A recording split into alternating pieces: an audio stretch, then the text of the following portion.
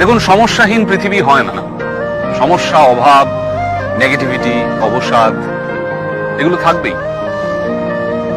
পৃথিবীর যত বয়স বেড়েছে, সভ্যতার যত বয়স বেড়েছে, এগুলো বাড়তে বাড়তে গেছে।